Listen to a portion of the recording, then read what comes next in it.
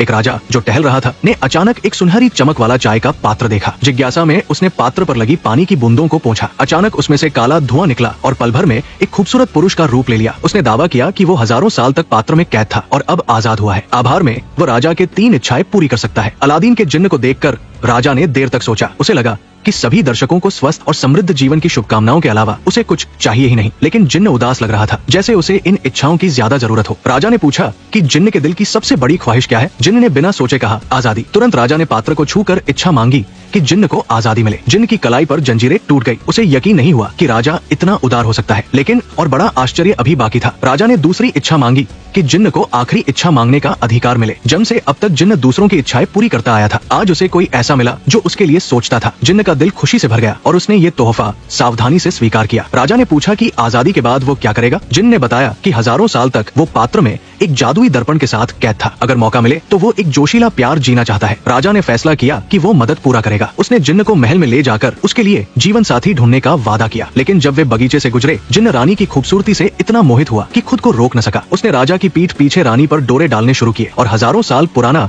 जादुई दर्पण रानी को प्रेम निशानी के रूप में दे दिया। कुछ समय बाद राजा ने जिन्न को बुलाया। उसने बताया कि रानी के डायरी से उसे शक है कि रानी का दिल किसी और के लिए धड़कता है, लेकिन कोई ठोस सबूत नहीं है। मजबूरी में उसने जिन्न से रानी के प्रेमी की गुप्त जांच करने को कहा। जिन्न वापस लौटा और सोचने लगा कि कैसे राजा को बेवकूफ बनाए। तभी रानी का बाप घबराया हुआ आया। उसने बताया कि उसकी बेटी को राजा ने कैद कर लिया है। केवल जिन्न ही गार्ड्स को चकमा देकर एक खास डिब्बा रानी तक पहुंचा सकता है, जिसमें उसकी आजादी का रास्ता है। अपने प्रेम की फिक्र में जिन्न ने सब जोखिम उठाकर रानी के कमरे में घुसकर डिब्बा दिया। दोनों ने अपने दुख साझा किए, लेकिन जब डिब्बा खोला तो उसमें जिन्न के वतन से लाए 2 जहरीले सांप निकले। रानी ने कहा कि राजा से शादी में उसे कोई सुख नहीं, शायद सांपों के जहर से मरकर ही वो इस जेल से हमेशा के लिए आजाद हो सकती है। उसने जिन्न से अलविदा कहा। इस जन्म नहीं, अगले जन्म में मिलेंगे। वो सांपों को छूने ही वाली थी कि जिन्न ने उसे रोका। वो राजा को मारकर रानी को सुख देना चाहता था। जिन्न ने डिब्बा लेकर राजा के बिस्तर के पास रख दिया। उसने 2 जहरीले सांपों को छोड़ा जो रेंगते हुए राजा के बिस्तर तक गए। जब जिन्न सुबह होश में आया, सांपों ने राजा के गले पर डस लिया था। कुछ ही पल में राजा मर गया। जिन्न को लगा कि अब वो और रानी हमेशा साथ रहेंगे, लेकिन रानी ने कहा कि महल के गार्ड्स को राजा को मारने वाले सांप मिल गए हैं। वो प्रजाति